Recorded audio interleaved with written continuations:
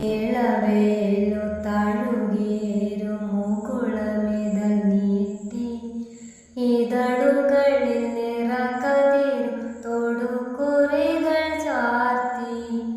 ഇളവേലു തഴുകേരു മുകുളമിതൾ നീട്ടി ഇതളുകളിൽ നിറകതിരു തൊടുകുറികൾ ചാർത്തി.